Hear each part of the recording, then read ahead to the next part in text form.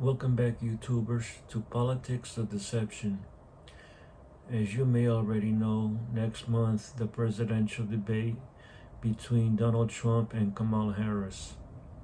The last time I saw Kamala debate was at the 2020 Democratic presidential debate against Biden and other Democratic candidates. But will Trump have a different strategy against Kamala? And will Kamala have a different strategy against Trump? So I put together the 2020 Democratic presidential debate into 4 parts. So the first part is divided into 10 sections.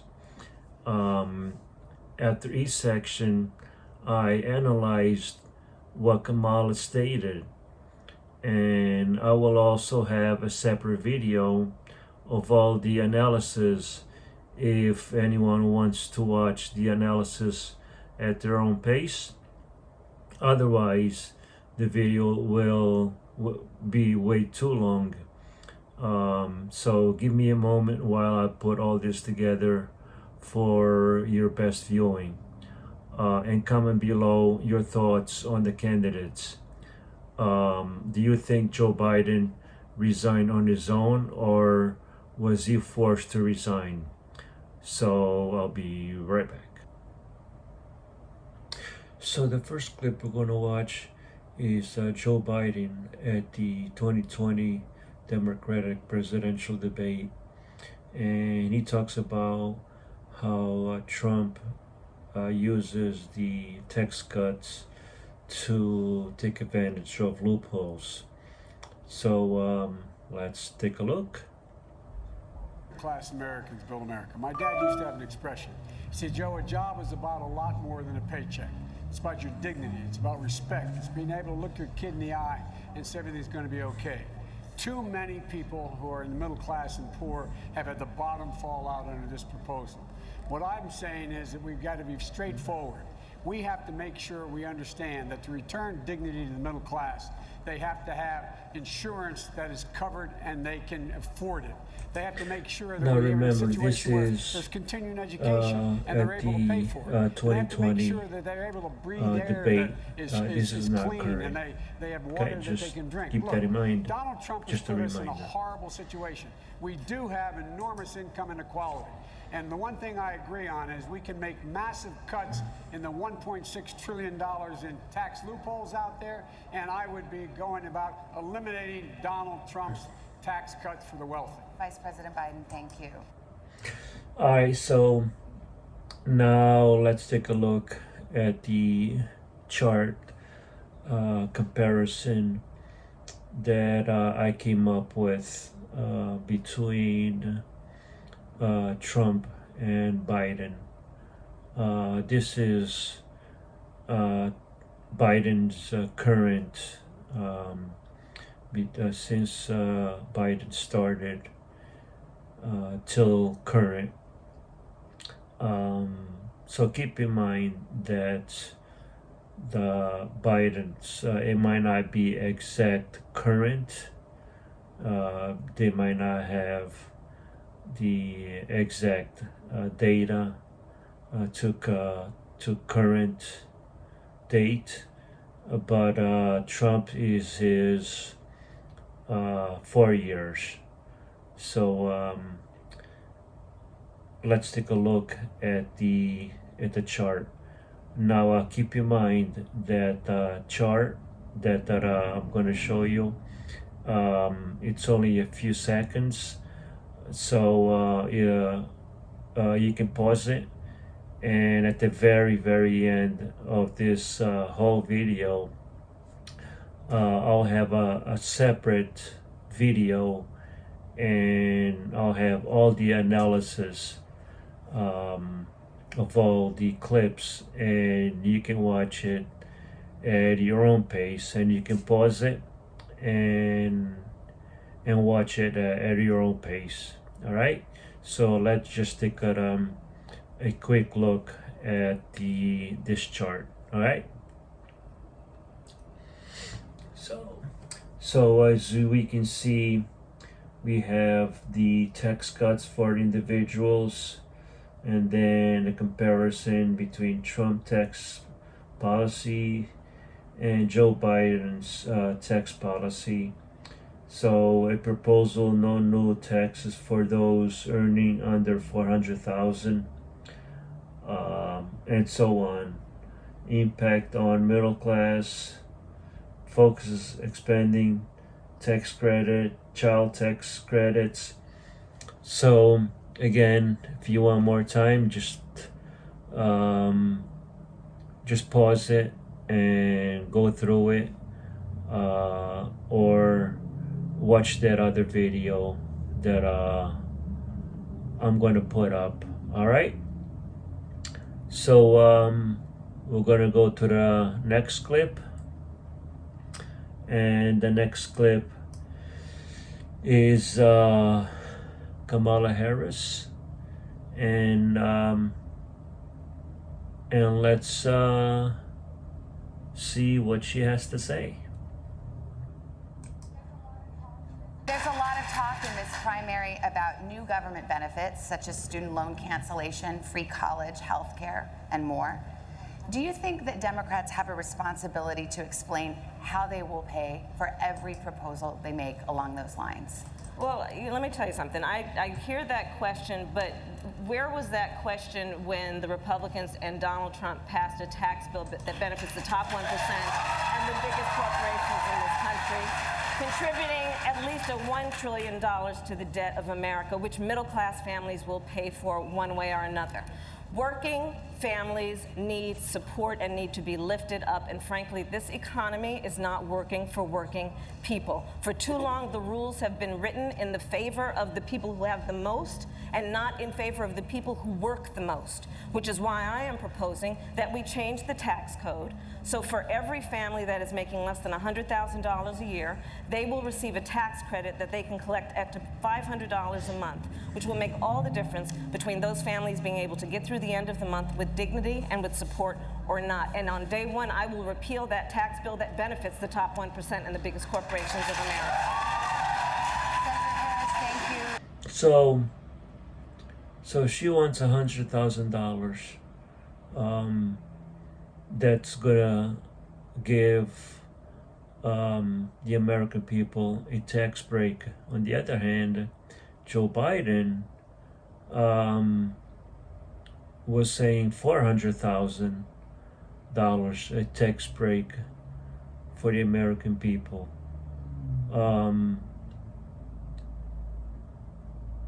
So she's being more lenient towards the American people. And a comparison,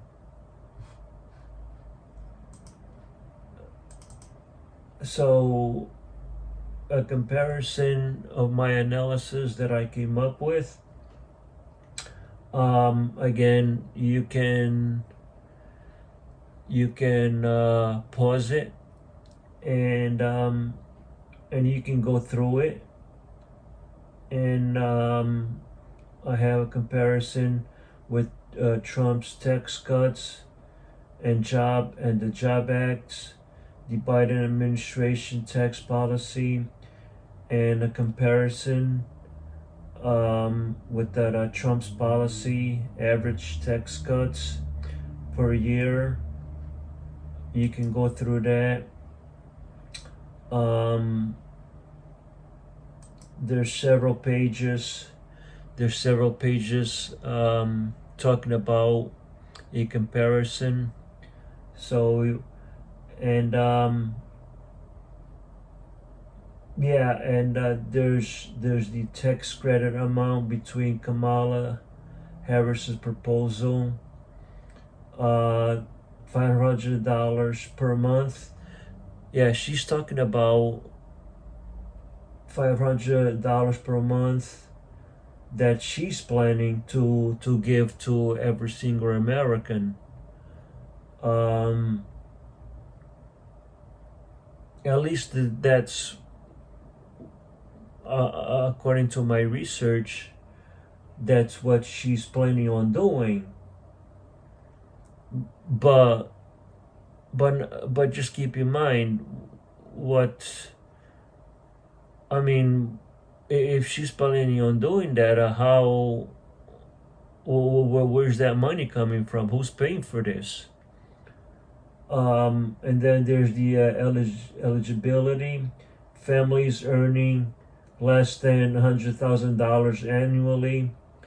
Refundability. You can read that. This is under Kamala's proposal. However, under Trump's tax proposal, there's nothing. Individual tax rates, nothing under Kamala, but under under Trump's, there doesn't say what the tax bracket is.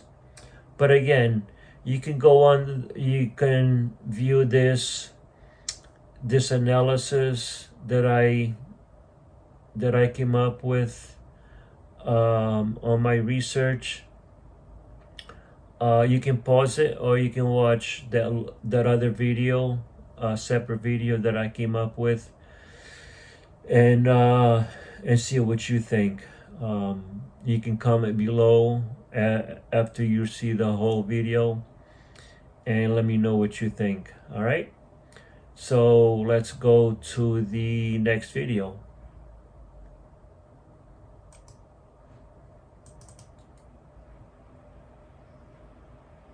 One second.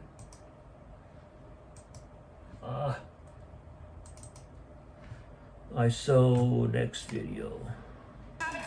Please, we will let you all speak. Senator Harris. Can't afford to wait for evolution on these issues.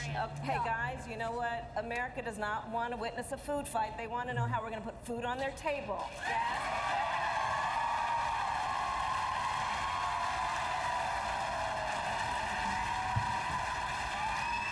So, on that point, part of the issue that is at play in America today, and we've all been traveling around the country, I certainly have, I'm meeting people who are working 2 and 3 jobs. You know, this president walks around talking about and flouting his great economy, right? My great economy, my great economy. You ask him, well, how are you measuring this greatness of this economy of yours? And he talks about the stock market. Well, that's fine if you own stocks. So many families in America do not. You ask them, how are you measuring the greatness of this economy of yours? And they point to the jobless numbers and the unemployment numbers. Well, yeah, people in America are working. They're working 2 and 3 jobs. So when we talk about jobs, let's be really clear. In our America, no one should have to work more than 1 job to have a roof over their head and food on the table. Thank you very much. We've all expressed an interest. All right, so she talks about how the American people, or the middle class, shouldn't have to work 2 to 3 jobs. Well, as of right now, she's a vice president, and what did she do? Did she do anything to help the economy? Did she do anything to help create jobs? Are people still working 2 to 3 jobs? The high cost of living is ridiculous. Are people now working 1 job? I mean, why didn't she do anything about it? Now, if she becomes president, are people gonna work 1 job only now when she becomes president? Or are people gonna still work 2 to 3 jobs if she ever becomes president? So let's look at the chart. So I compared the Trump's administration and Biden's administration. The stock market and again, you can pause it and just go through it. Otherwise, this video is going to be way too long. So yeah, just pause it, and there's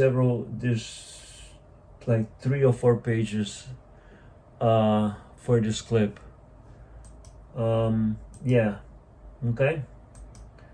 Oh, and on this page, I do have a comparison. I do have a comparison. How much the gallon of milk was $2.32. Now these are rough prices. It's not exact prices, but it's just rough prices, because at some areas or some states, their prices were different. So you should just to get an idea what the prices were. So for example, a gallon of milk under Trump in 2019 was $3.32, and under Biden in 2023 was $4.34. Eggs under Trump in 2019 was $1.40, and under Biden 2023 was $4.25. So you get an idea. So you can check out this chart and see it for yourself. Alrighty, so let's go to the next clip. This issue, we have to think about how this affects real people, and the reality of how this affects real people is captured in a story that many of us heard, and I will paraphrase. There is, any night in America, a parent who's seeing that their child has a temperature that is out of control, calls 911, what should I do? And they say, take the child to the emergency room. And so they get in their car and they drive, and they're sitting in the parking lot outside of the emergency room looking at those sliding glass doors while they have the hand on the forehead of their child, knowing that if they walk through those sliding glass doors, even though they have insurance, they will be out a $5,000 deductible when they walk through those doors. That's what insurance companies are doing in America today. We're going to continue this discussion. I wanted to put it in a different myth about candidates, please. Candidates, please. I'm one of those parents.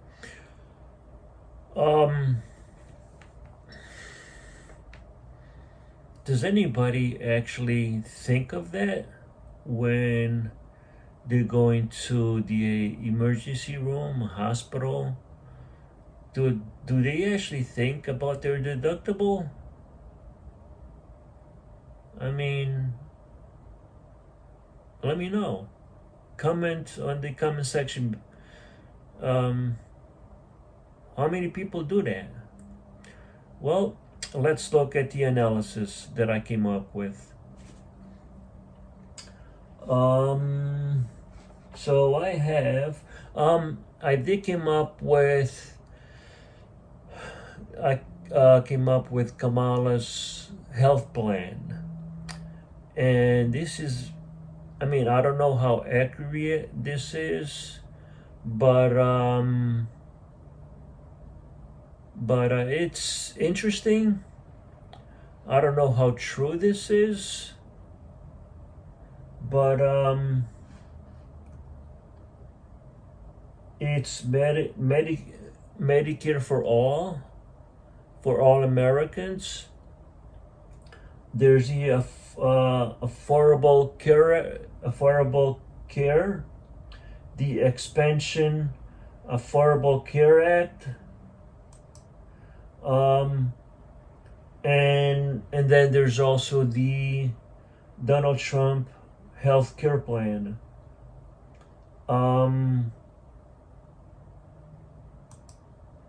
And then there's also a chart that you guys can read. And there's a comparison. There's a comparison there's a comparison also. I'll just give you the first line of the comparison. There's the first line that I have is the plan type, and I have the government runs single payer, which is the Medicare for all, and this is under Kamala. And the single adult, the hypothetical cost, for the single for Kamala is a $0 premium for Kamala. And under Donald Trump, the market-based repeal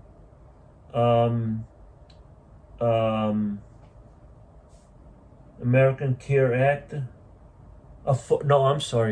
the Affordable Care Act under Donald Trump for private insurance with expanded options between $150 to $300 per month, moderate out-of-pocket cost. So that's basically one option under between both of them. So you can continue reading, and there's also the family health plan for Kamala is $0 for the health plan, and under Trump it's between $400 to $300 for the family. So you can read the chart, and this is what I came up with under my research. But again, I don't know how accurate this is, but this is maybe something similar, what the actual plan may be for both of them. So do your own research on what I'm showing you.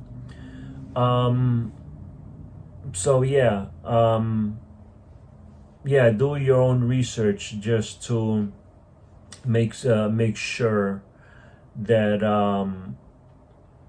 that everything is accurate. But this is just to give you an idea. What that both are trying to offer. All right, so let's go to the next clip. On January 20th, 2021, if you are president, what specifically would you do with the thousands of people who try to reach the United States every day and want a better life through asylum? Immediately on January 20th of 2021, I will, first of all, we cannot forget our DACA recipients, and so I'm going to start there. I will immediately, by executive action, reinstate DACA status and DACA protection to those young people. I will further extend protection for deferral of deportation for their parents and for veterans, who we have so many who are undocumented and have served our country and fought for our democracy. I will also immediately put in place a meaningful process for reviewing the cases for asylum. I will release children from cages. I will get rid of the private detention centers. And I will ensure that this microphone that the President of the United States holds in her hand is used in a way that is about reflecting the values of our country, and not about locking children up, separating them from their parents. And I have to just say that we have to think about this issue in terms of real people. A mother who pays a coyote to transport her child through their country of origin, through the entire country of Mexico, facing unknown peril to come here. Why would that mother do that? I will tell you. Because she has decided for that child to remain where they are is worse. But what does Donald Trump do? He says, go back to where you came from. That is not reflective of our America and our values, and it's got to end. Governor Hickenlooper, day one, if you are... Okay. What do you think about that? And when she mentioned this microphone, what does that have to do with everything? I just don't know. She said this microphone. What was she referring to? Didn't make any sense. But anyway, and migrants, and she said so, and then she said Trump keeping kids locked up. I mean, I'm just why I'm just disgusted. Why hasn't nobody talked about who actually started these cages? I mean, does anybody know who started the cages? Which president started the cages? Why don't Democrats say who started putting kids in cages? You know, or the media say who started putting these people in cages. And Trump just followed. When he became president, he just followed what was there, and he just continued. And then now he's getting criticized for what was there already. So let's look at the analysis that I researched and came up with. So, key points from Kamala Harris's debate statement, which is the DACA, asylum process reform, closing private detention centers, comparison of Trump's immigration policies, family separations, detention facilities, and there is a comparison. I have a small chart of comparison between Kamala Harris and Donald Trump, and so you can all read that.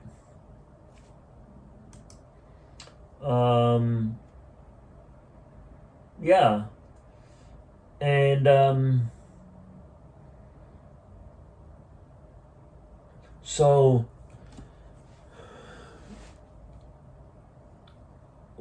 how should I say this? I'm sure people already know how much some of these I'm going to say it, how much of these illegal immigrants that are in these states, because the ones from what I've been hearing are in New York, how much the government or the state are giving them for EBT and cash.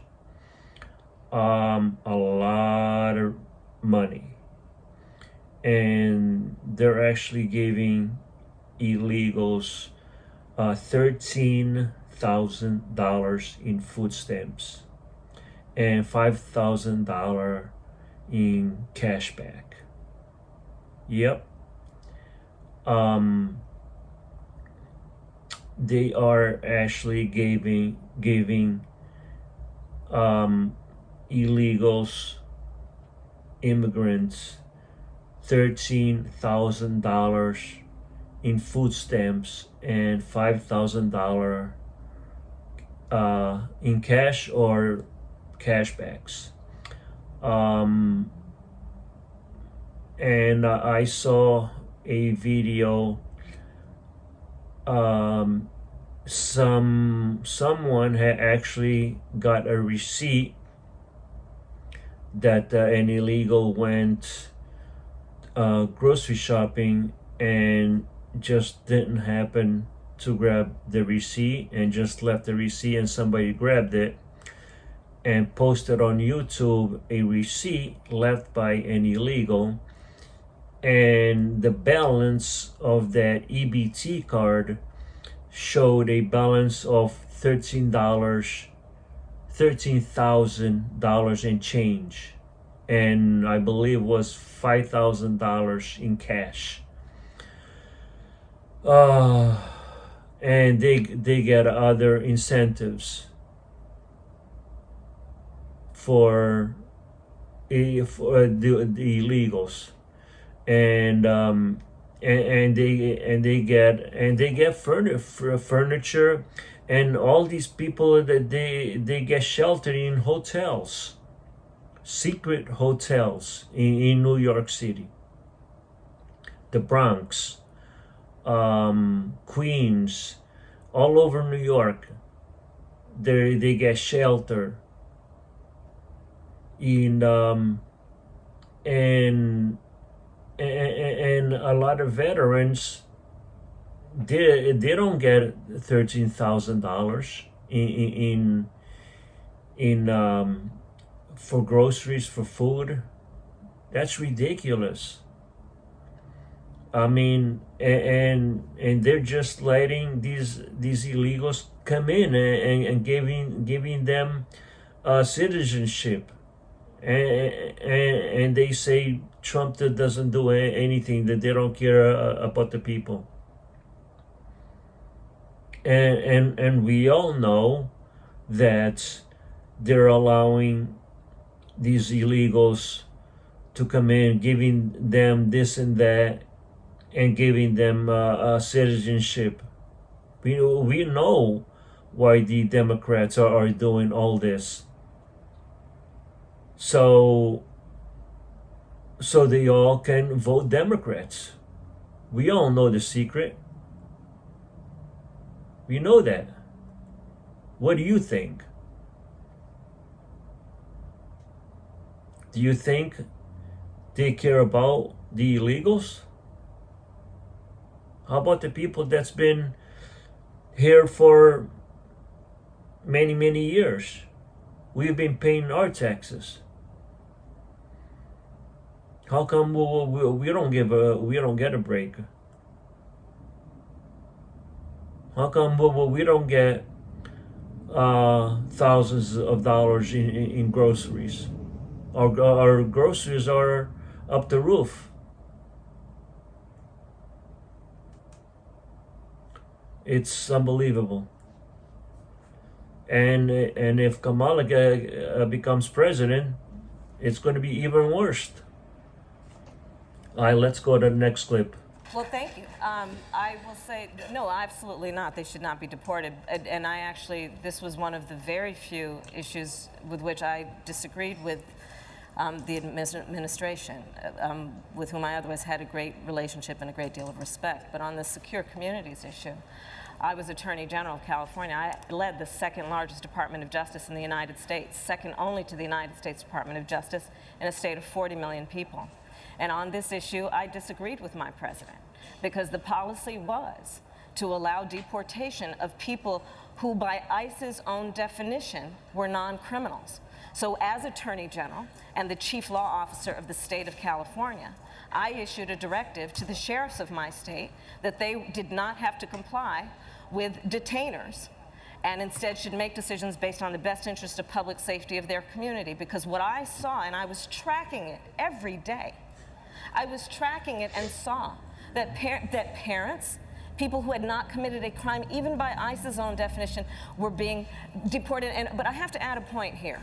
The problem with this kind of policy, and I know it as a prosecutor, I want a rape victim to be able to run in the middle of the street and wave down a police officer and report the crime against her. I want anybody who has been the victim of any real crime to be able to do that and not be afraid that if they do that, they will be deported because the abuser will tell them it is they who is the criminal. It is wrong. It is wrong. We're going to turn.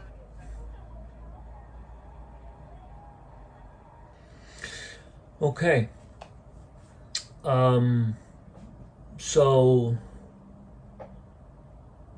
all right. So, let's look at the analysis and see what it looks like.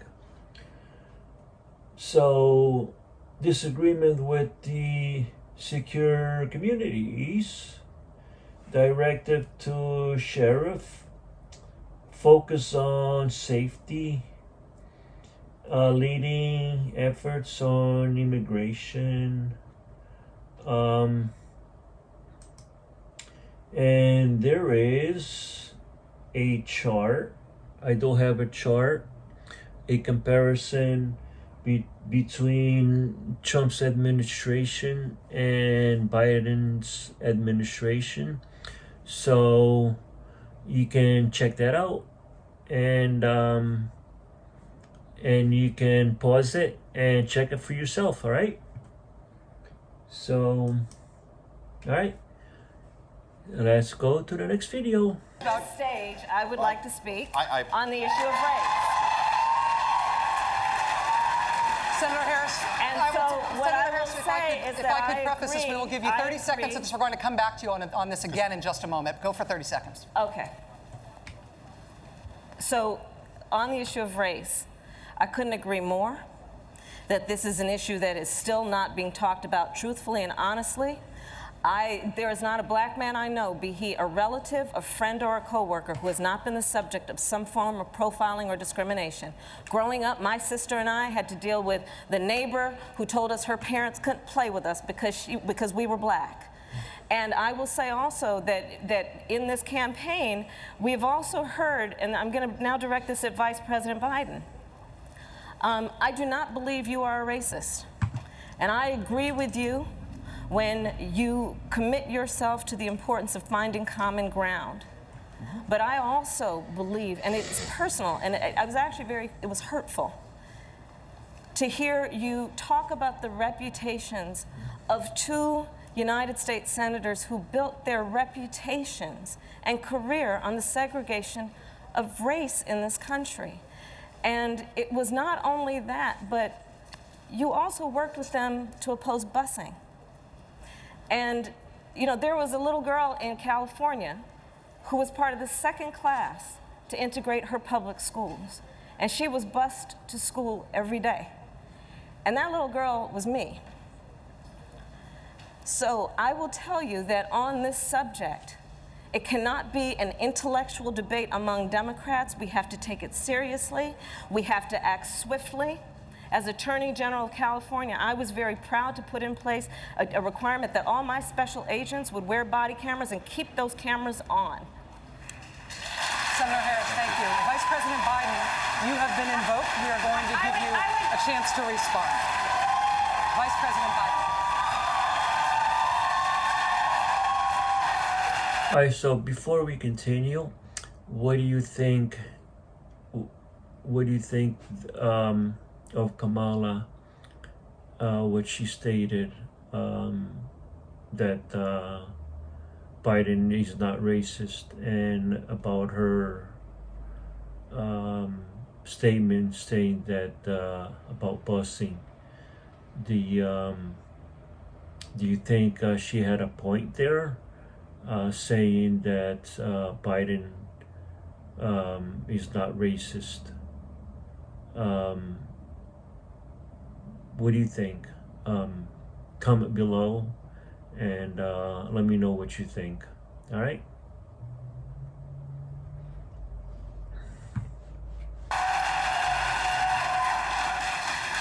It's a mischaracterization of my position across the board. I did not praise racist. That is not true. Number one. Number two, if we want to have this campaign litigated on who supports civil rights and whether I did or not, I'm happy to do that. I was a public defender. I didn't become a prosecutor. I came out and I left a good law firm to become a public defender when in fact my city was in flames because of the assassination of Dr. King. Number one. Number two, as the Vice President of the United States, I work with a man who, in fact, we worked very hard to see to it we dealt with these issues in a major way. I did the a fact search, is that in terms of busing, his city you would have been able was to go not in to school flames. the same exact way because So it was a I local think decision he's made by referring your city to, council. That's fine. That's one of the things I argued for. That we where- should not be. We should be where breaking down he's, these lines. from, But so the Biden, bottom line here is, where he's look, from, everything I've done in my career, Willimantic. I ran because of civil rights. I continue to he think we have said to he make was not fundamental in changes in flames, civil so rights, and those civil rights, by the way, is, include not just only African Americans not but the angry LGBT on community. that. But Just Vice an President FYI. Biden, do you agree today that you were wrong to oppose busing in America then? No. Do you agree? I did not oppose busing in America. What I opposed is busing ordered by the Department of Education. That's what I opposed. Well, I there did was not a oppose. failure of states to integrate No, but- public schools in America. I was part of the second class to integrate Berkeley, California public schools almost 2 decades after Brown v. Board of Education. Because your city council made that decision. It was a So local that's where the decision. federal government must step The in. That's why federal we have the government Voting must Rights Act and the Civil Rights Act. That's why we need to pass the Equality Act. That's why we need to pass the ERA, because there are moments in history where states fail to preserve the civil rights of I all have people. supported the Okay, ERA hang on. from the very 30 beginning when I Vice ran for President the Biden, 30 seconds, because I want to bring other I people into this. supported bring the other people ERA in. from the very beginning. I'm the guy that extended the Voting Rights Act for 25 years. We got to the place where we got 98 out of 98 votes in the United States Senate doing it. I've also argued very strongly that we, in fact, deal with the notion of denying people access to the ballot box. I agree that everybody, once they, in fact, they should. Anyway, my time's up. Who? What do you all think? Who had a better outcome? Did Biden had a good argument, or did Biden not told the truth?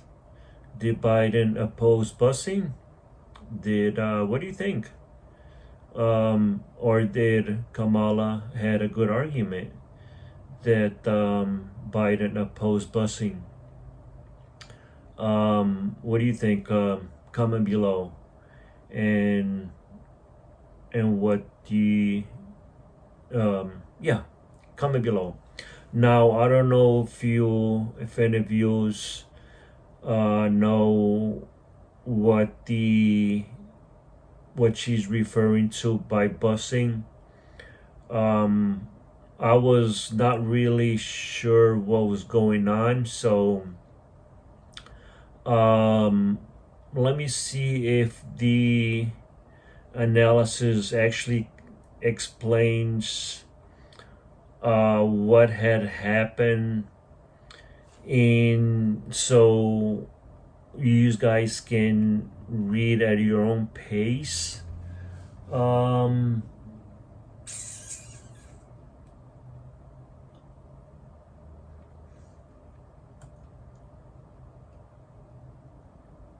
So just quickly to elaborate more what this was, this going back and forth. So back when Kamala was going to school, so Kamala was going to school outside of her district. So in Kamala's district was mostly blacks, and the schools in Kamala's district, the schools in her district weren't as great. So she was going to the school outside of her district, which was better schooling, but those schools were predominant whites. So Kamala and her sister, they were taking what they call second class program, and those second class program bus were a mix of blacks and whites. So that's what they were referring to busing. And when they went to that school, and that's what they were pushing to degrade the population of blacks and whites, and that's what this debate was going back and forth to oppose busing. So you get a little bit of idea what they were debating back and forth. All right. So again, you can read the research analysis that I came up with at your own pace. You can read it. And the next clip is slightly shorter. And let's go to the next clip. Particularly what yours is. Well, first of all, I don't even call it climate change. It's a climate crisis. It represents an existential threat to us as a species. And the fact that we have a president of the United States who has embraced science fiction over science fact will be to our collective peril. I visited, while the embers were smoldering, the wildfires in California. I spoke with firefighters who were in the midst of fighting a fire while their own homes were burning. And on this issue, it is a critical issue that is about what we must do to confront what is immediate and before us right now. That is why I support a Green New Deal. It is why I believe on day one, and as president, will re-enter us in the Paris Agreement, because we have to take these issues seriously. And frankly, we have a president of the United States. We talked about, you asked before, what is the greatest national security threat to the United States? It's Donald Trump. And I'm going to tell you why. And I'm going to tell you why. Because I agree, climate change represents an existential threat. He denies the science. You want to talk about North Korea? Real threat in terms of nuclear arsenal. But what does he do? He embraces Kim Jong-un, a dictator for the sake of a photo op. Putin. You want to talk about Senator Russia? Harris, we're going to he takes the word of the Russian president over the word of the American intelligence community when it comes to a threat to our democracy and our elections. Thank you, Senator Harris. These are the issues that are before us, Chuck. I hear you. Thank you, Senator Harris. Mayor Buttigieg. All right. Let's take a quick look at the analysis I came up with really quick. Rejoining the Paris Agreement, strengthening commitments, enhancing goals, the global collaboration, climate action plans, responses to global challenges, domestic security implications. Under Donald Trump, between January 17th and 2021, and Afghanistan, and so on, under Joe Biden, and so on.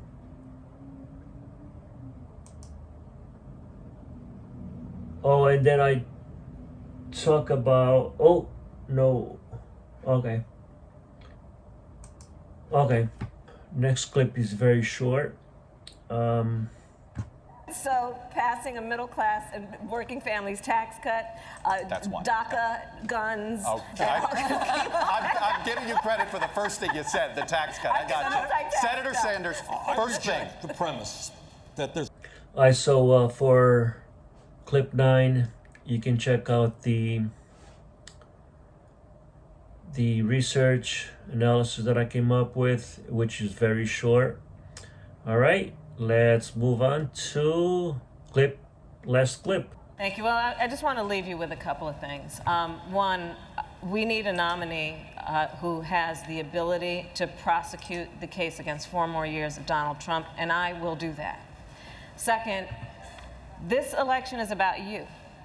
This is about your hopes and your dreams and your fears and what wakes you up at 3 o'clock in the morning. And that's why I have what I call a 3 a.m. agenda. That is about everything from what we need to do to deliver health care to how you will be able to pay the bills by the end of the month. And when I think about what our country needs, I promise you I will be a president who leads with a sense of dignity, with honesty, speaking the truth, and giving the American family all that they need to get through the end of the month in a way that allows them to prosper. So I hope to earn your support. Please join us at KamalaHarris.org. Senator, thank you. Mayor Buttigieg. All right, let's take a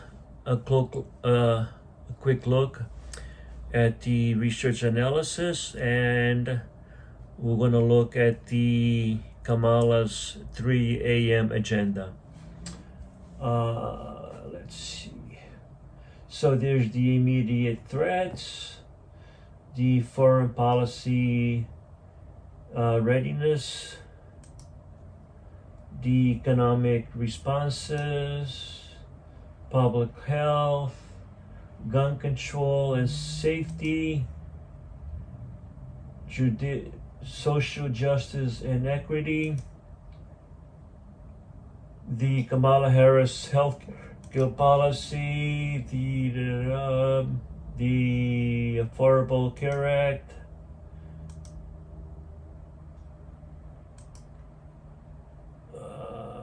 okay,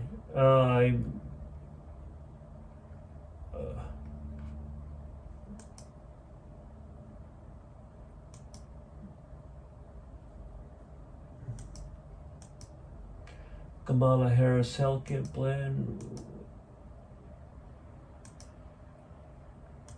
I saw it. Let me see if it's here.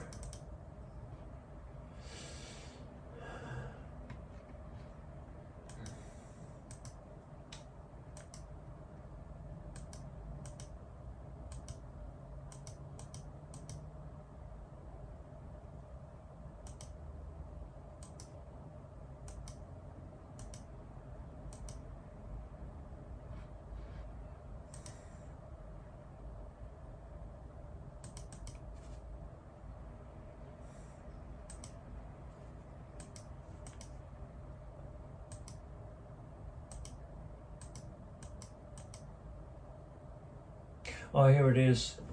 So the Kamala Harris 3 a.m. agenda. Oh, okay. Oh, I already read this. I already read it to you, which is the immediate threat, the foreign policy readiness. Okay. The economic responses, the job creations and support, the health and public safety, the gun control safety, the social justice and equity, the Kamala Harris health care policy, and so on. Oh, and the Kamala Harris's Medicare for All plan. So you can read all this at your own pace on the video that I'll be posting separate, and you can pause it, read it, and you can do your own research and make sure you vote for whoever you think is going to benefit you the best, and let's hope for a better country next year. All right, and don't forget to comment below, like, share, subscribe, and support the channel.